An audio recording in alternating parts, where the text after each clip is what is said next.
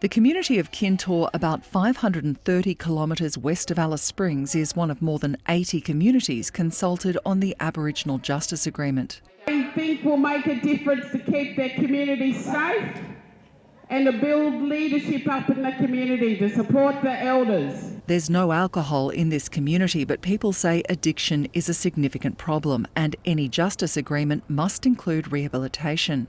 Esther Bruno was raised by extended family after her father's death in custody at the Alice Springs prison.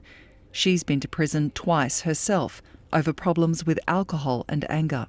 You really need, someone to be here for mental health too.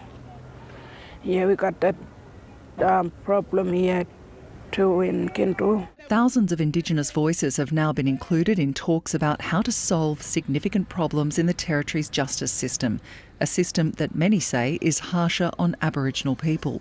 We know that they're more likely to be picked up for public order offences, they're more likely to be questioned, they're more likely to be processed. Once they're arrested, they're less likely to be brought before the courts by way of a summons. They're more likely to be refused bail or remanded in custody.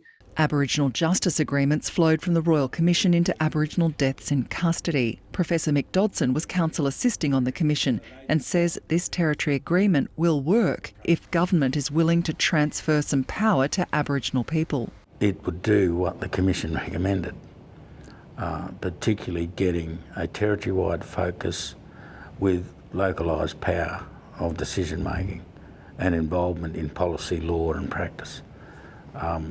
That's really important. He says a foundation finding of the Commission almost 30 years ago linked high Indigenous incarceration rates to high rates of Aboriginal deaths in custody. And that's a problem in the Territory where Aboriginal people make up 85% of prisoners. Nationally, 442 Aboriginal deaths in custody were reported between 1990 and 2018. 73 of those deaths were from the Northern Territory, a jurisdiction that makes up just 1% of the nation's population. Absolutely appalled that number in and of itself was not enough for the government to get together in Cabinet and say we need to act and we need to act now. The agreement is expected to be finalised and sent to government in the coming weeks. Letitia Lemke, ABC News.